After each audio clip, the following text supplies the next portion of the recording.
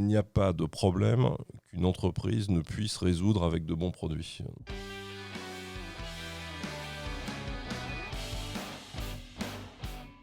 Bonjour à tous, alors on est ravis d'accueillir, ou plutôt c'est vous qui nous accueillez chez vous, Bruno Cerclé. Donc Bruno Cerclé qui est ancien président du board de Rossignol de 2008 à 2021 et qui est maintenant membre du conseil de surveillance de la marque et du groupe. Bonjour. Bonjour Bruno. Bonjour Bruno. Donc Bruno, merci de nous accueillir ici dans ces locaux qui sont pour le coup assez surprenants dans le bon sens du terme, mais très beaux en tout cas. On va démarrer l'entretien par la question qu'on pose à tous nos guests, qui est: qui était Bruno Cerclé à 5 ans? Alors, j'étais un petit gamin mignon comme tout, un petit blond, vivant à Paris. J'étais arrivé à l'époque à Paris à l'âge de 4 ans. Je suis né à Moscou, en fait.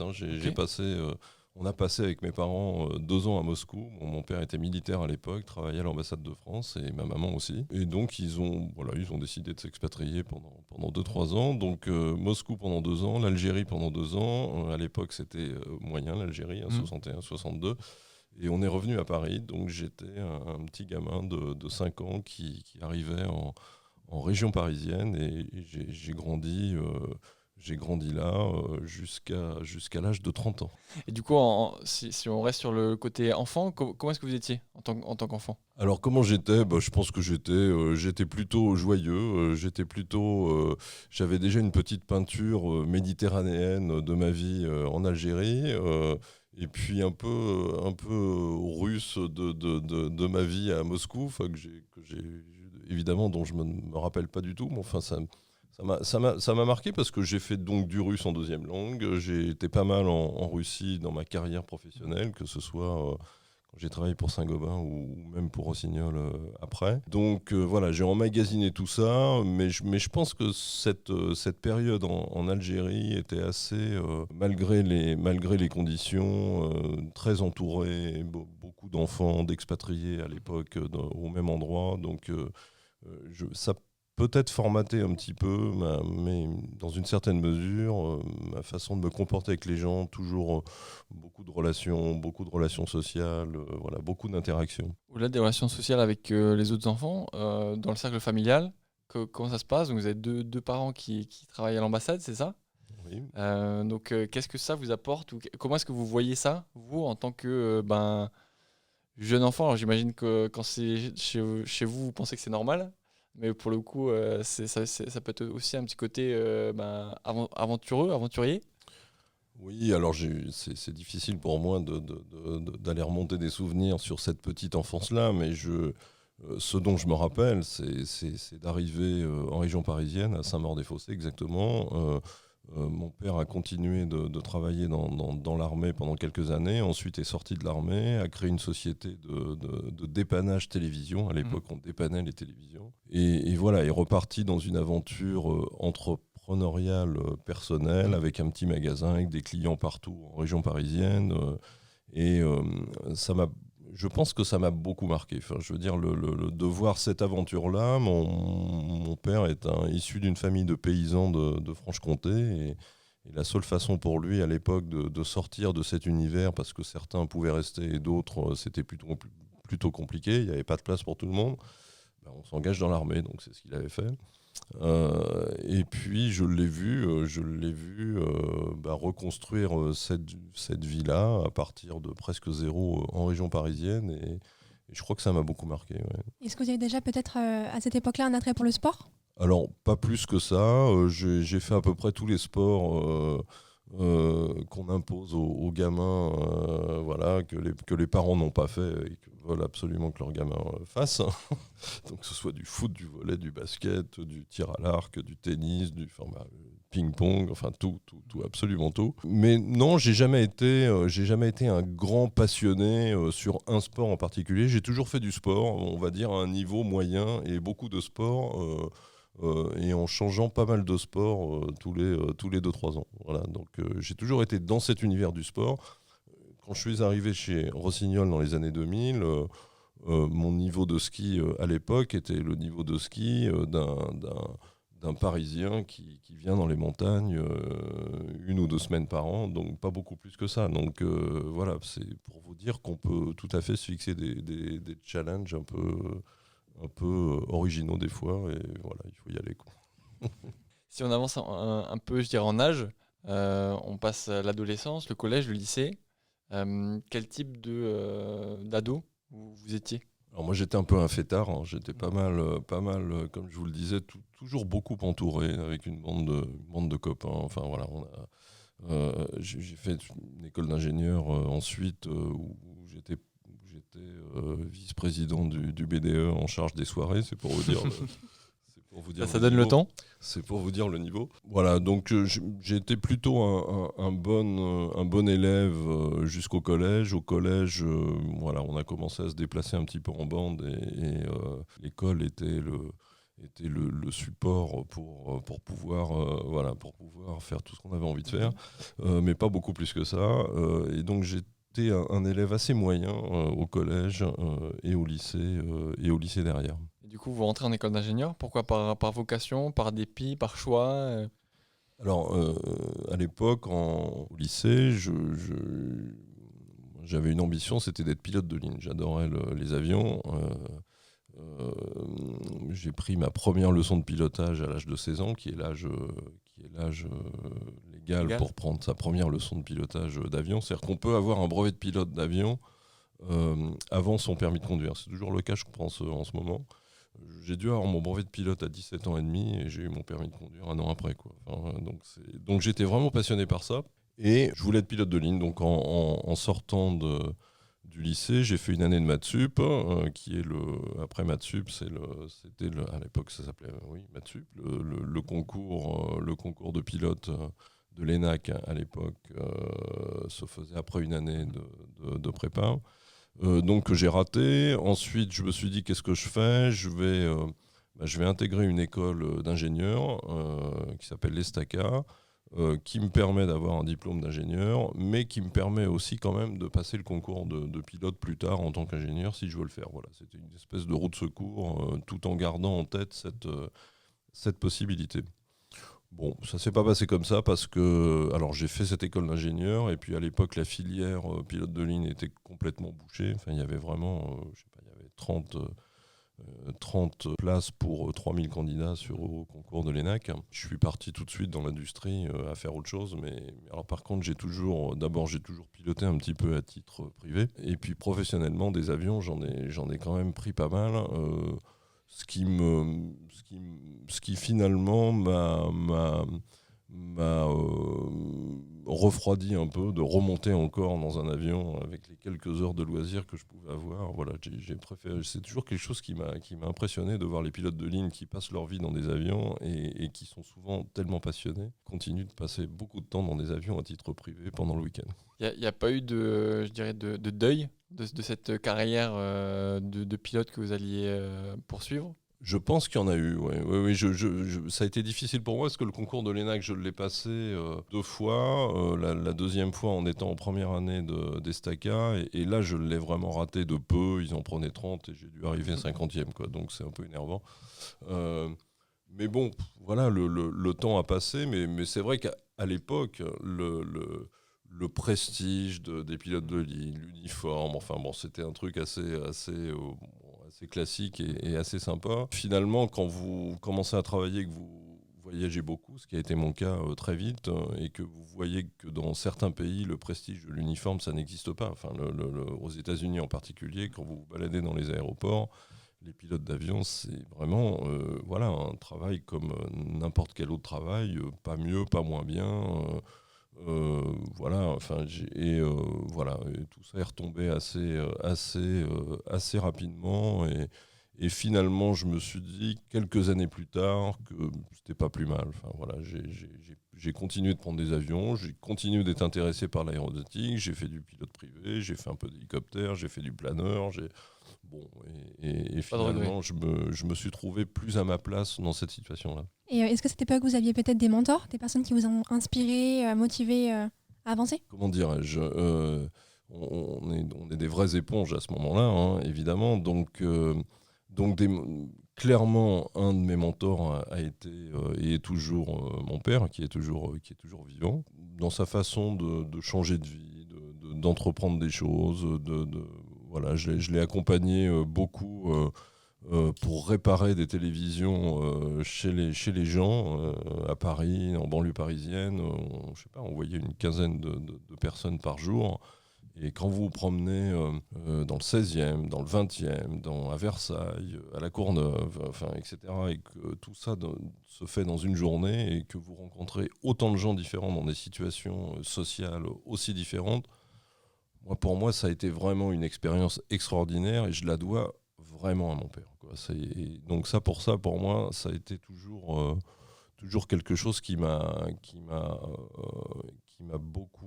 été très important pour moi. Ensuite, moi j'adorais la musique, j'adorais le rock à l'époque, c'était les Rolling Stones, c'était les Ramones, c'était le punk, etc. Donc, et puis professionnellement, de l'autre côté, alors vraiment de l'autre côté du paysage, des gars comme on n'oserait plus le dire aujourd'hui, mais des gars comme Bernard Tapie étaient des modèles. Pour des gamins qui avaient une ambition professionnelle, où c'était pas honteux d'essayer de gagner de l'argent et puis voilà, l'esprit d'entreprendre, etc. Donc tout ça était emballé à la sauce télé, disco, etc. C'était assez incroyable quand on revoit maintenant les émissions, mais c'était assez marquant. Donc ça, c'est quelque chose qui m'a aussi beaucoup marqué à l'époque. Je dis, tiens, moi, si un jour, voilà, je peux être dans une dynamique d'entreprise au sens large, je trouvais ça plutôt sympa plutôt que de rester enfermé dans un coin. J'ai fait cette école qui s'appelle l'ESTACA,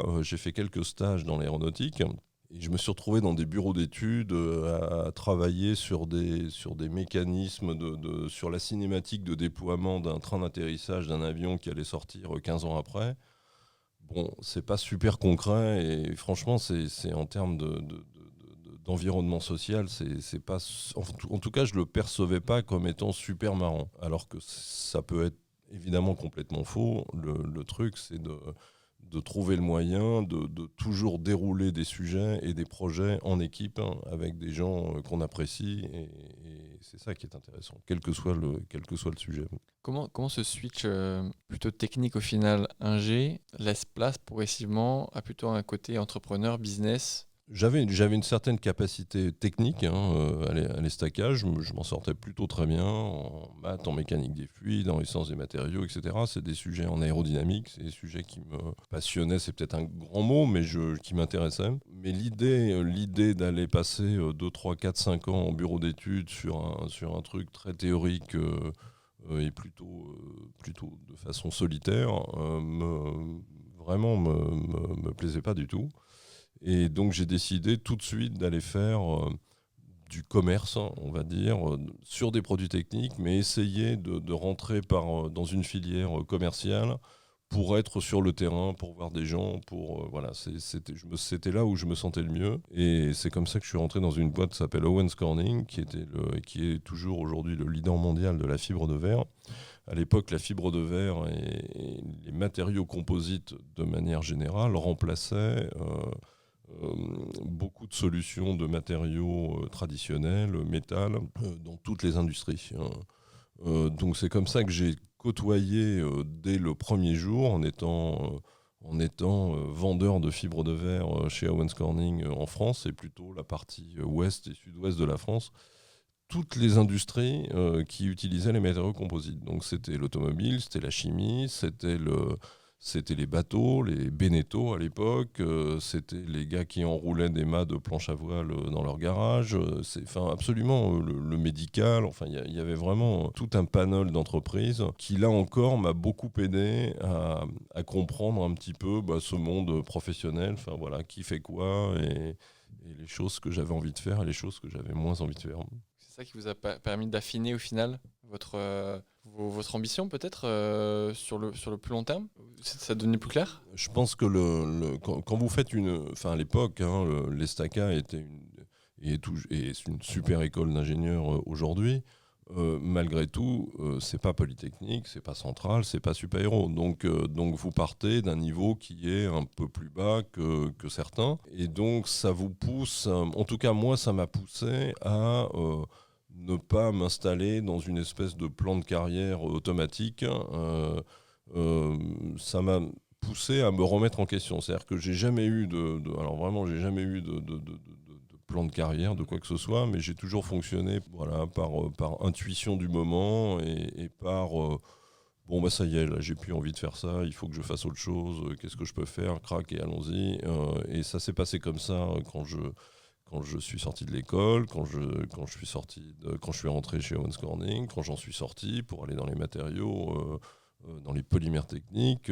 J'ai passé 10 ans chez Saint-Gobain dans les fours industriels verriers, un sujet qui est absolument passionnant mais totalement différent. Et puis ça s'est passé aussi comme ça quand je suis venu chez Rossignol, dans un tout autre domaine, quoi. Vous avez eu un début de vie finalement international avec vos expériences, enfin votre début de vie en Russie et en Algérie. Est-ce qu'à cette époque-là, du coup, l'international reprend aussi une place importante dans votre vie ou pas ? Je pense que oui. Je pense que pour moi, le voyager a toujours été quelque chose de positif, hein, et je me suis toujours senti bien à bouger, enfin, à voir d'autres environnements, d'autres cultures. Et ça a été tout de suite très naturel pour moi, quoi. Ça a été, ça a été très important pour moi dès le début. Alors, est-ce que c'est lié au début de ma vie, de ma vie de petit garçon ? Je ne sais pas. Peut-être. Alors sur on peut le dire, 35 ans de carrière, il y en a quand même presque 20 qui ont été faits chez Rossignol. Oui, bien sûr. On est aujourd'hui d'ailleurs chez Rossignol. Vous êtes entré, vous êtes ressorti, vous êtes re-rentré. Vous avez quitté la présidence du conseil d'administration, mais vous êtes toujours dans le conseil de surveillance. Il y a une vraie histoire avec cette marque. Comment se fait la rencontre ? À l'époque, je travaillais chez Saint-Gobain. J'étais patron d'une division technique, donc de fours, de fabrication de fours verriers, donc pour le groupe Saint-Gobain, mais aussi pour tous les concurrents de Saint-Gobain. Donc une activité totalement stratégique pour le groupe. C'est de la technique de haute performance, hein. C'est de la fusion de céramique à très haute température, à 1800 degrés. C'est des sujets industriels très lourds, expertise mondiale, leader mondial, une super activité, une dizaine d'usines dans le monde entier. Et donc voilà, j'ai passé une dizaine d'années chez Saint-Gobain, j'ai appris beaucoup de choses, la finance, le commerce mondial, toutes les cultures. Je voyageais à longueur d'années pratiquement dans tous les pays du monde, sauf l'Afrique, je dirais. Rossignol, en 2002, cherchait le successeur du président du directoire qui partait en retraite un an plus tard.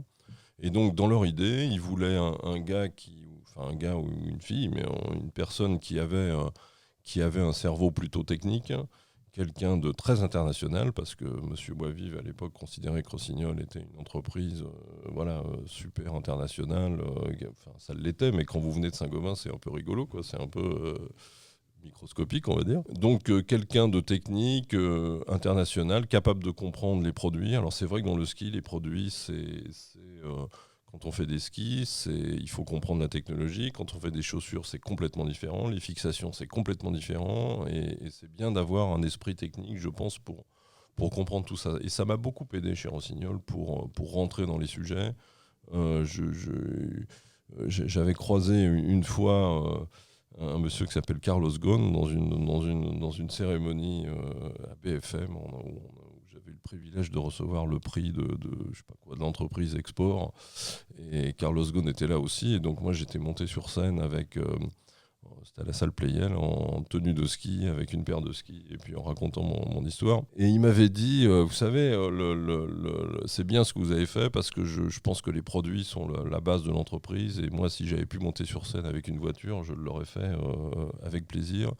Et il m'avait dit une phrase qui m'avait vraiment marqué, qui était il n'y a pas de problème qu'une entreprise ne puisse résoudre avec de bons produits. Donc dans tout ce qu'on a fait ici chez Rossignol, le produit a toujours été au centre du truc, et je pense que ma formation et mon histoire avant Rossignol m'a beaucoup aidé à aborder les choses de cette façon-là. Vous rentrez chez Rossignol, donc pour prendre directement un rôle de top management, le rôle de top management ultime, je dirais. Alors j'ai souvent dit que je suis rentré comme stagiaire président. Ok. Donc c'était assez intéressant d'avoir une période de 1 an finalement pour découvrir tout ça. Et ça m'a d'autant plus aidé que je connaissais rien au ski, quoi. Enfin, comme je vous l'ai dit tout à l'heure, jusqu'à ce moment-là, je faisais du ski 1 ou 2 fois par an, comme la plupart des Parisiens, je dirais. Donc ça a été, oui, ça a été une période d'apprentissage, direction générale, et puis ensuite on est rentré dans les sujets sur une période d'environ 1 an, quoi. Est-ce que c'est l'entreprise que vous avez choisie ou est-ce que c'est le défi? Est-ce que c'est les responsabilités? Qu'est-ce qui vous plaisait à cette époque? Alors, à l'époque, moi j'avais une carrière toute tracée chez Saint-Gobain, hein, ça se passait plutôt très bien. Et d'ailleurs, quand j'ai quitté Rossignol, il y a beaucoup de gens chez Saint-Gobain qui n'ont vraiment pas compris pourquoi j'ai quitté le groupe, qui est toujours un super groupe aujourd'hui. C'est simplement que ça me faisait rigoler, quoi, d'arriver chez Rossignol, de ne pas avoir nécessairement une expertise de ski, de sport, du fonctionnement d'un groupe fait à partir de marques sur lesquelles il faut investir en marketing, en communication. C'est un univers qui était tout à fait nouveau pour moi, ça avait l'air plutôt sympa, et voilà, pas plus que ça, quoi. En fait, c'est la décision que vous avez prise qui a fait après, je dirais, la beauté de l'expérience. Vous l'avez construit au fur et à mesure des années, mais vous n'aviez pas forcément d'attente en particulier quand vous avez pris cette opportunité? Non, je savais que la vie serait très différente. Rossignol, c'est une petite entreprise par rapport au groupe dans lequel je travaillais précédemment. Donc avec des facteurs de fonctionnement qui sont évidemment très différents. Quand vous êtes dans un grand groupe leader mondial, bien installé dans la place avec peu de concurrents, eh bien, les décisions se prennent plus lentement. Quand vous êtes chez Rossignol, qui est une grande société, à l'époque ça faisait 500 millions d'euros de chiffre d'affaires à peu près, donc c'est pas petit, mais quand même, c'est plus petit, c'est plus petit qu'un grand groupe international. Beaucoup de concurrents, il faut aller vite, il faut être agile, il faut prendre beaucoup plus de décisions structurantes tous les jours pour tenir le leadership que vous avez construit. Il y a plus de risques. Voilà, et donc et moi j'avoue que j'ai toujours un peu fonctionné de cette façon-là, c'est-à-dire que j'ai toujours été assez rapide je m'intègre assez facilement dans des nouveaux environnements. J'ai toujours fonctionné. J'ai toujours eu l'impression de vivre un peu plus vite que la moyenne de tout le monde, quoi. Je ne sais pas pourquoi, je ne sais pas si c'est vrai ou si c'est pas vrai, mais en tout cas c'est l'impression que ça m'a donné. Et je me suis senti tout de suite assez bien chez Rossignol dans cette logique, en voyant de l'extérieur, même sans avoir l'expertise de ce business en particulier, de voir la liste des choses à faire et le calendrier de fonctionnement. Oui, là, il y a des choses à faire, il y a probablement un truc à construire. Comment est-ce qu'on s'intègre dans un groupe, je dirais, avec son background, qui n'est pas forcément le background du secteur en question, dans un environnement dans lequel il y a des équipes déjà en place, on en prend la tête.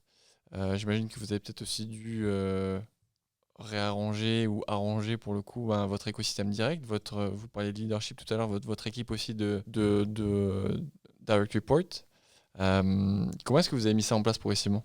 Alors au début, ça a été le fait d'arriver comme stagiaire président, c'était super confortable, hein. Il suffit et ça vous pouvez le faire pendant quelques semaines, dire mais vous savez, j'y connais rien, donc je vais observer, vous occupez pas de moi, je vais essayer de comprendre comment marche cette entreprise, et puis petit à petit peut-être proposer des choses. Je pense que la première erreur à ne pas commettre dans ce genre de situation, c'est d'arriver en disant voilà, on va faire ci, on va faire ça, alors que vous n'avez aucune crédibilité sur ce marché, sur ces produits. Et le domaine du sport, de manière générale, est assez dur. Vous avez un nombre d'experts autour de vous de la pratique absolument considérable. Il n'y avait que des champions de ski autour de moi à l'époque. Et donc, évidemment, mon niveau de ski était quand même nettement inférieur. Ceci dit, même pour une entreprise comme Rossignol, ce n'est pas votre niveau de ski qui fait que vous allez bien piloter l'entreprise ou pas. Donc, je dirais quelque part, c'est quand même une bonne nouvelle. Je pense que ce qui m'a beaucoup aidé au départ, c'est d'être plutôt très humble, modeste, à l'écoute et pas arriver avec des idées toutes faites. Je me souviens d'une anecdote avec Laurent Boisvive, à l'époque actionnaire majoritaire, qui a tout construit chez Rossignol entre les années 1950 et 2000, on va dire, pendant cette cinquantaine d'années-là. Fils d'épicier à Moutier. Et c'est comme ça que, me dit-il, qu'il a appris la finance. Et moi, arrivant de Saint-Gobain, je lui disais, vous savez, je pense que ça serait bien, il y a une grande attente dans l'entreprise et pour tout le monde. Et à l'époque, Rossignol était coté au premier marché, donc il fallait quand même raconter voilà, de la manière la plus précise possible la situation de l'entreprise et la vision qu'on en avait. Je lui disais, vous savez, ça serait bien quand même de construire un plan à moyen terme pour donner de la vision aux équipes, aux analystes, enfin à tout le monde, quoi, aux banques. Et il me disait, oui, non, mais vous avez raison, Bruno, il faut faites un plan moyen terme, mais vous savez, le moyen terme est une succession de court terme. Donc pour lui, ce qui l'intéressait, c'était le cash tous les soirs, savoir ce qu'on avait produit, ce qu'on n'avait pas produit. Et ça m'a toujours énormément marqué. Bien sûr que c'est pas suffisant, bien sûr que ça peut pas être une stratégie qui se résume à ça. Mais quelquefois, c'est bien de se rappeler ça. Quand je suis revenu chez Rossignol en 2008 pour reprendre l'entreprise dans une situation très, très, très difficile, la stratégie, c'était ça, c'était d'être vivant le lendemain. Et donc, le cash a été le nerf de la guerre. Le nerf de la guerre à chaque minute. Et ça m'a beaucoup aidé. Effectivement, on l'a pas dit, mais il y a une petite période où vous êtes parti de Rossignol, vous êtes revenu. Oui, donc je savais en arrivant chez Rossignol que la vie n'allait pas être un long fleuve tranquille parce que l'actionnaire de référence à l'époque était déjà assez âgé, il n'y avait pas de solution de succession, donc il y aurait une cession dans les années qui venaient, et ce qui a été fait avec Quicksilver 3 ans plus tard. Moi, je suis sorti du groupe à ce moment-là. J'ai fait d'autres choses dans l'industrie de l'outdoor. Bon, ça s'est, pour plein de raisons, pas très bien passé avec Quicksilver, et donc qui a remis l'entreprise en vente en 2008. Et c'est là que je suis revenu en 2008 avec des partenaires financiers américains, australiens, pour reprendre le groupe dans une situation très difficile fin de 2008. C'était la crise financière mondiale, enfin c'était très très difficile. Et il a fallu rentrer dans une période de retournement à marche forcée pour assurer la survie de l'entreprise. Donc ça a été une période pendant 2-3 ans qui a été assez dense. Je vais peut-être avoir une question un peu peut-être triviale, hein, mais je me vois petit français, comme on l'a tous été. Rossignol, c'est quand même un grand nom français, je veux dire, de l'outdoor et du sport international. Comment on se sent quand en 2008 et vous dites, ben voilà, je vais reprendre une marque authentique, légendaire, française. J'imagine qu'il y a, je ne peux pas croire qu'il y ait que du business, il y a énormément d'émotions aussi, peut-être là-dedans, il y a peut-être un historique, il y a peut-être d'autres choses aussi qui vous font prendre cette décision. Oui, je pense qu'il y a une notion de défi qui est clairement posée sur la table. Je suis parti de Rossignol au moment où Quicksilver est arrivé, et j'ai vu, comme tout le monde, un petit peu la situation se dégrader de mois en mois, et puis sans que je sois, je veux dire, ça m'intéressait, mais enfin, j'avais pas la volonté de rester accroché à ce qui se passait tous les jours chez Rossignol. J'avais tourné la page, mais malgré tout, les gens m'appelaient, me disaient, mais écoute, tu peux pas savoir ce qui se passe, c'est pas possible. Enfin, ça m'énervait un petit peu, quoi. Donc, quand j'ai eu cette opportunité de reprendre l'entreprise et dans l'état dans lequel était cette entreprise, ça a été vraiment un vrai honneur de pouvoir revenir et de se dire, bon, qu'est-ce qu'on peut faire ? Voilà une société qui a une marque Rossignol centenaire, qui a une expertise incroyable avec des gens incroyables à l'intérieur. Pour plein de raisons, ça s'est mal passé sur les quelques années précédentes. Mais enfin, on sait quand même faire des skis. Enfin, il y a quand même des ingrédients qui sont là, qui existent toujours. Essayons de les remettre en place et puis de voir ce qu'on peut faire. Donc ça a été vraiment un défi et ça a été vraiment une aventure humaine incroyable. Quand je suis revenu chez Rossignol en 2008, je connaissais tout le monde. Et j'ai vu des gens très fatigués, physiquement, psychologiquement. Enfin, voilà, tout ça, c'était pas bien passé. Et on s'est dit, mais bon, voilà, voilà la situation, en essayant d'être le plus transparent possible. Je ne sais pas si on va réussir, si on ne va pas réussir. Franchement, ce que je peux vous garantir, c'est qu'on va essayer. C'est que ça ne va pas être simple. Il va y avoir des décisions difficiles à prendre. On savait déjà qu'il y aurait en particulier des réductions d'effectifs et des réductions de coûts très fortes, puisqu'on a baissé les effectifs et les coûts mondiaux d'environ 40%, ce qui est absolument énorme, sans fermer une seule usine. Moi j'ai toujours eu une vision industrielle européenne et en particulier française, et je peux vous assurer qu'aujourd'hui on est content d'avoir nos usines en Europe et en France. Donc voilà, en se disant, voilà ce qu'on va essayer d'aller chercher. Je ne sais pas si on va y arriver. On y va tous ensemble. Ce que je vous garantis, c'est que, quoi qu'il arrive, que les personnes restent ou ne restent pas dans cette entreprise, elles seront toutes traitées, entre guillemets, avec le plus grand respect.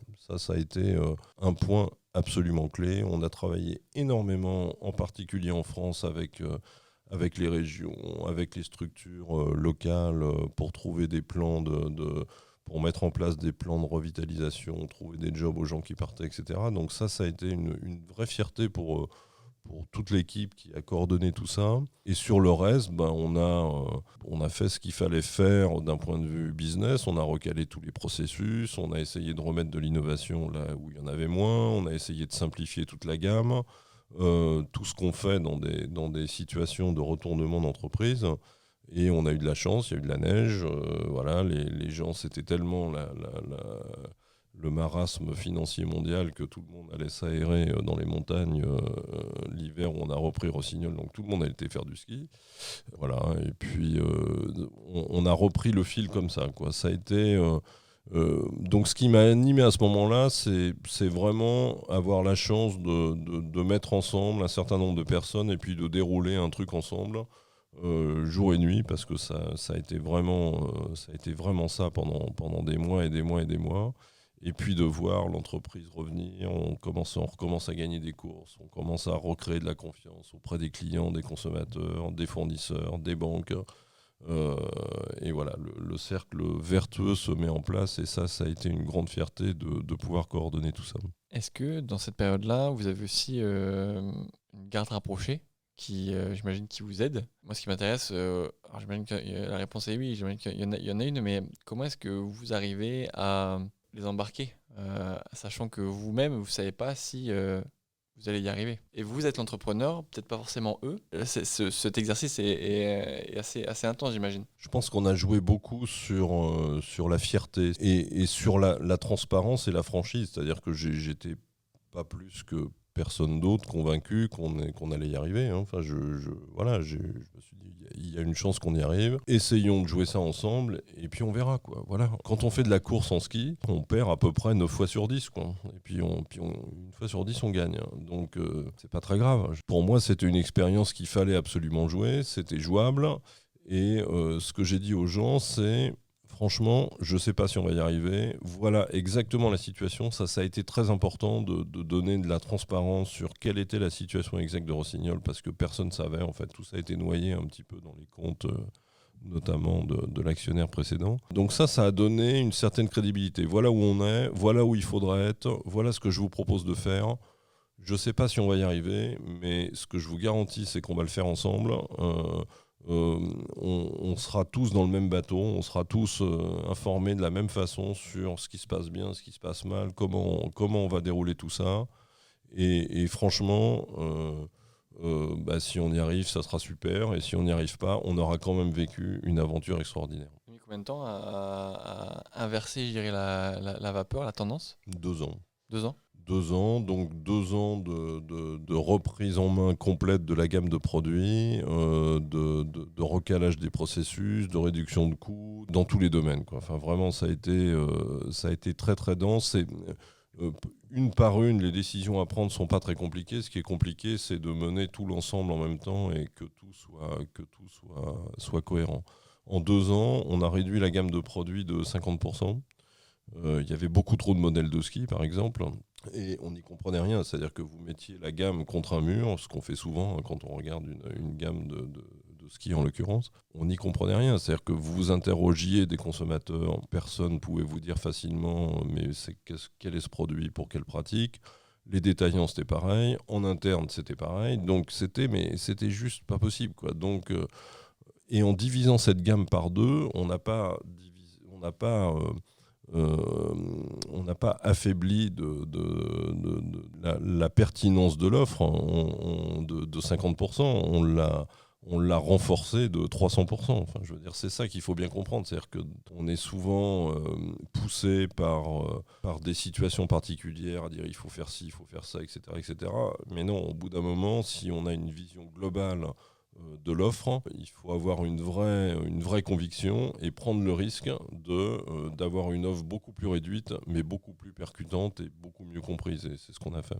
Une fois que je dirais la vapeur est inversée et que vous êtes reparti sur une tendance croissante, donc sur les 10 dernières années au final, bon évidemment avec une épreuve Covid qui a été quand même importante comme pour toutes les entreprises, à quel moment là il y a eu éventuellement des moments de doute et comment vous avez pu vous-même personnellement au final les surmonter? Il y a eu effectivement, je dirais, si je résume un petit peu l'histoire Rossignol entre guillemets, il y a eu en ce qui me concerne 3 périodes. Une période de redressement très intense qui a duré 2-3 ans.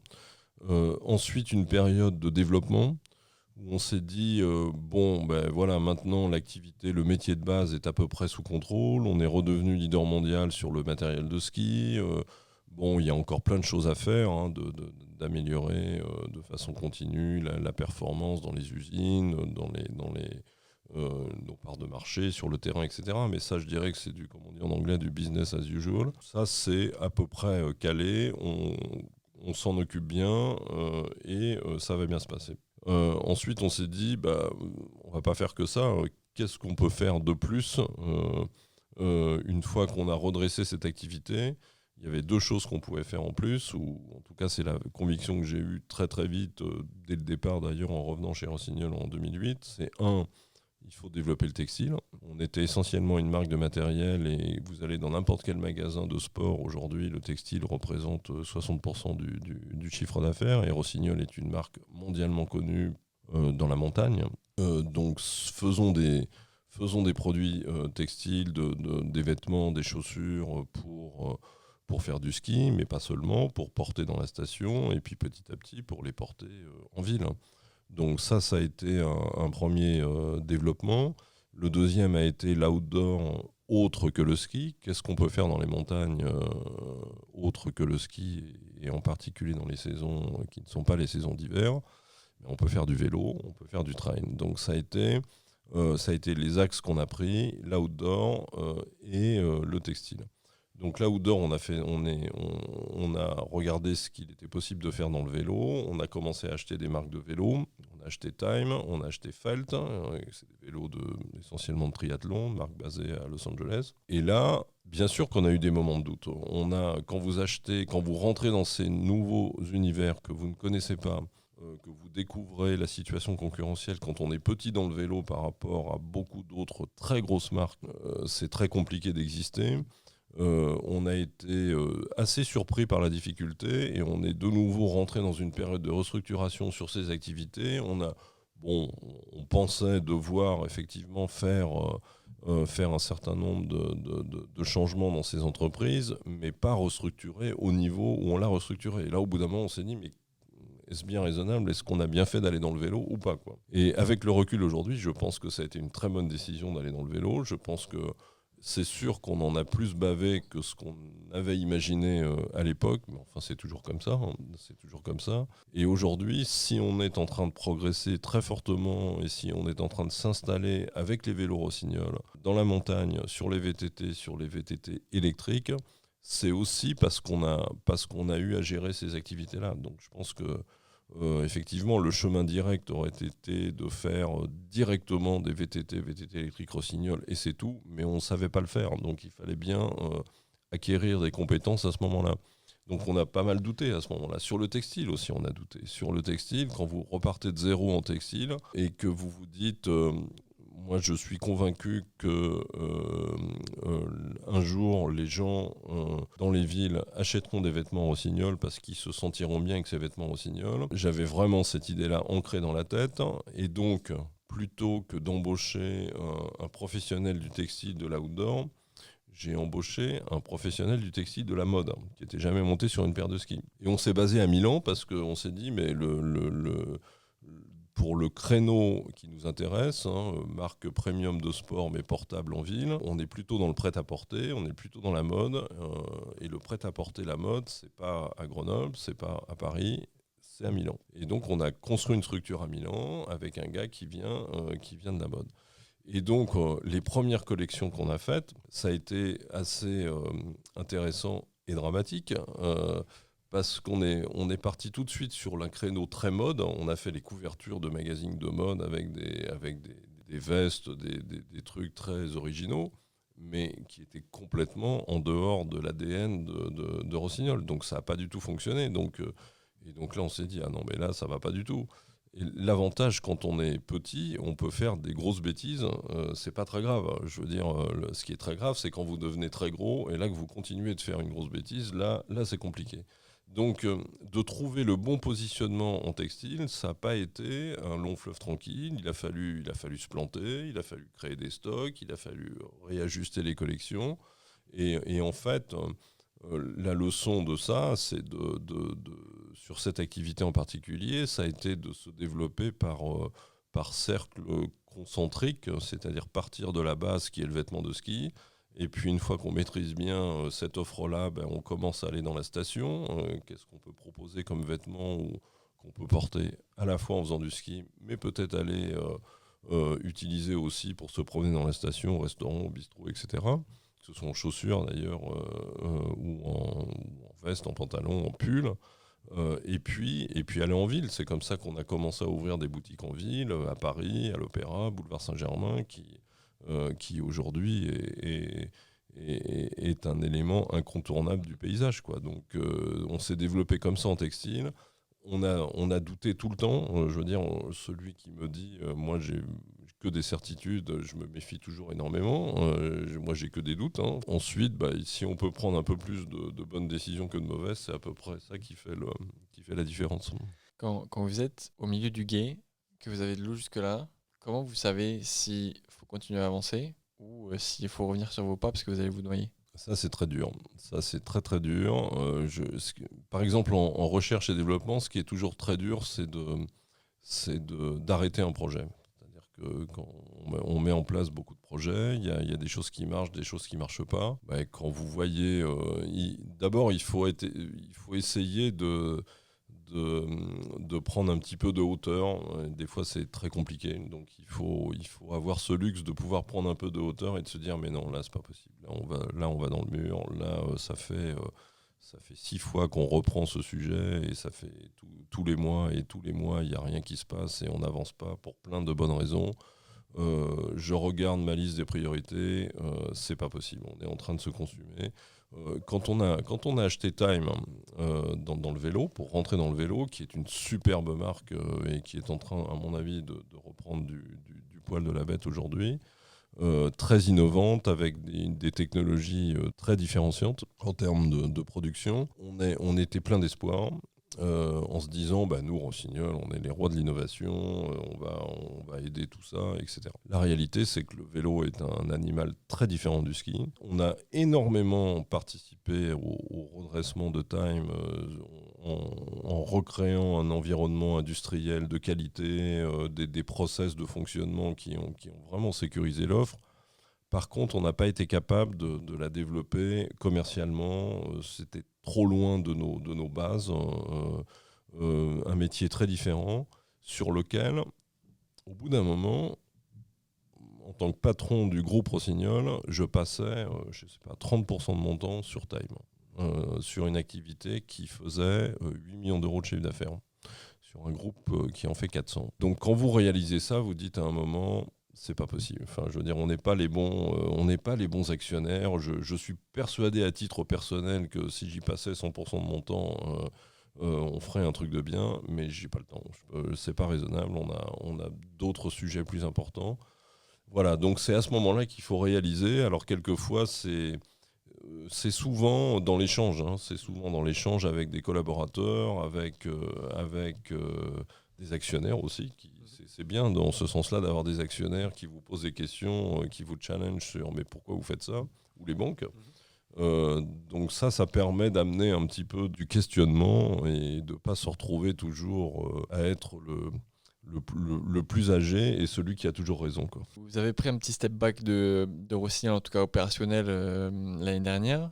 Alors j'imagine que vous êtes toujours relativement impliqué. Si vous faites une petite rétrospective là, qu'est-ce qui vous a aidé à tenir ? Est-ce qu'il y a des pensées, des schémas de pensée qui vous aident à avancer ? Est-ce qu'il y a peut-être un schéma aussi familial ou social ou amical qui vous aide à avancer et à jamais rien lâcher et à continuer à faire un pas devant l'autre malgré la difficulté, malgré le doute ? Je pense que ce qui nous a beaucoup animé chez Rossignol, ça a été une aventure vraiment d'équipe. Ça, pour moi, c'est en termes de motivation, c'est le moteur numéro un. C'est quelle est l'équipe et comment, voilà, quel projet on peut construire ensemble. Et puis, voilà, on va se planter, on va y arriver, peu importe. C'est ça qui est intéressant. Le point qui est très important pour moi et qui a toujours été central chez Rossignol et dans tout ce que j'ai fait dans ma vie, c'est ce qu'on pourrait appeler la persévérance. C'est ce mot de Churchill, never give up, n'abandonnez jamais. Enfin, voilà, on l'a vérifié, mais 1000 fois chez Rossignol, plus c'est difficile. Je dis pas que plus c'est difficile, plus on est content, mais plus le challenge est important et plus c'est intéressant. Donc ça m'a toujours intéressé de voir des gens me dire c'est épouvantable, on n'y arrive pas, on va faire autre chose, on va abandonner. Alors ça, j'adore, parce que peut-être que c'est ce qui se passera au bout du bout, mais la notion de persévérance est quelque chose de, pour moi, absolument fondamental, quoi. C'est en agissant là-dessus qu'on peut déplacer des montagnes, quoi. J'ai l'impression qu'il y a aussi énormément de fun. Vous cherchez du fun dans ce que vous faites. Quand vous avez posé la question, vous m'avez répondu je suis venu chez Rossignol parce que ça me faisait rigoler de changer de secteur. J'ai pu aussi, j'ai fait un peu mes devoirs. J'ai vu aussi que vous étiez impliqué dans d'autres organisations. Donc ça montre aussi des centres d'intérêt différents. Est-ce que le fun, tout au long de votre carrière, a été aussi un point important de votre motivation et de votre désir d'avancer ? Ah, ça c'est clair, ça c'est absolument clair. C'est très clair dans mon esprit et je l'ai toujours dit assez simplement. J'ai été questionné une fois par les gens je crois que c'était l'EM Lyon, une assemblée dans une péniche là, de 500 personnes. Là, et puis on racontait la fabuleuse histoire de Rossignol et puis ce qui m'animait, etc. Et la question était, mais quelle est votre définition de la performance ? Alors, c'était un peu original pour moi. Enfin, j'étais pas préparé à répondre à cette question. Et en fait, j'avais dit, c'était il y a 5-6 ans, j'avais dit, vous m'auriez posé cette question il y a 30 ans, jeune sorti d'école, et puis avec Bernard Tapie dans sa tête, je vous aurais dit, la performance, c'est un résultat net sur, je sais pas quoi, de tant de pourcents, quelques ratios financiers qui font plaisir. En fait, évidemment, c'est pas ça du tout. La performance, pour moi, c'est de me marrer, quoi. Enfin, c'est vraiment de créer du plaisir pour soi-même. Alors, de façon très, très égoïste pour soi-même, mais tout seul, ça marche pas. Donc, c'est bien si vous arrivez à créer un environnement de plaisir pour votre entourage aussi, quoi. C'est-à-dire que si vous vous levez le matin et que vous arrivez chez Rossignol, que tout le monde fait la gueule, c'est pas très marrant, quoi. Même si quelque part, vous avez des zones de satisfaction. C'est pas possible. Donc il faut que les gens soient en forme et puis joyeux. Et quand on est dans l'entreprise, pour être en forme et joyeux, alors là, il y a toujours une règle absolue. Il faut que les clients soient contents, il faut que le personnel soit content et il faut que les actionnaires soient contents. Voilà. Alors évidemment, le meilleur moyen pour que ça fonctionne, c'est de gagner un peu d'argent, c'est d'être bien positionné sur le marché et puis que tout le monde et que la richesse soit ainsi créée, soit répartie équitablement. Et là, vous avez des gens heureux et vous prenez du plaisir. Donc pour moi, c'est ça le but ultime. L'entreprise est un des moyens pour y arriver, quoi. On a un slogan qui est Chief Future, vraiment le fait d'être maître de son avenir, se construire progressivement en fonction de sa volonté, de son envie aussi de plaisir. Est-ce que vous, de votre côté, vous avez un dicton, une référence, une phrase qui vous vient régulièrement en tête, qui vous aide justement aussi à garder le cap? Alors, clairement, vous posez la question à beaucoup de monde chez Rossignol, ils vous diront « never give up ». Ça, c'est vraiment le truc. Voilà, ça, c'est un truc qui est ancré dans ma façon de faire depuis toujours.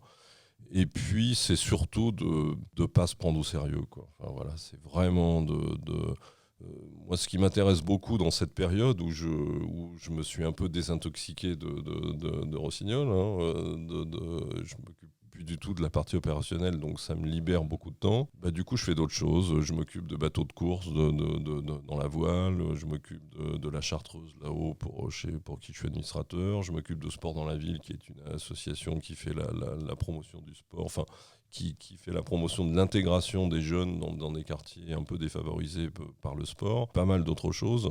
Ce qui m'intéresse, c'est d'être toujours ouvert et de rencontrer des gens, quoi. Je pense que la dernière chose à faire, de mon point de vue, c'est de se recroqueviller. Et c'est assez... franchement, c'est pas du tout un jugement de valeur. C'est mon appréciation et mon caractère qui est comme ça.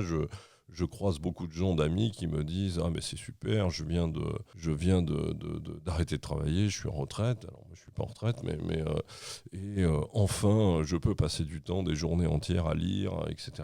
Mais je dis « Non mais pour moi c'est juste pas possible, quoi. C'est juste pas possible. Il faut que je vois des gens, il faut que je vois du monde, il faut que j'ai des projets, pas tout seul, mais toujours en communauté. Et en tout cas c'est ça, moi, qui m'anime. Ça sera le mot de la fin. Est-ce que de ton côté, Fanny, tu avais d'autres questions? Non, j'ai rien à rajouter. Je pense que votre parcours parle de lui-même et je pense que c'est vraiment très intéressant pour tous les gens qui nous écoutent, en tout cas. Ouais, et puis on aura bien compris que le fun et puis l'équilibre, au final, et la passion font en fait de vous quelqu'un qui est épanoui, je dirais, dans tout son écosystème pro et perso. Et pour le coup, c'est l'important, c'est le plus important. Merci en tout cas à vous. Merci pour l'opportunité. Merci. Merci beaucoup.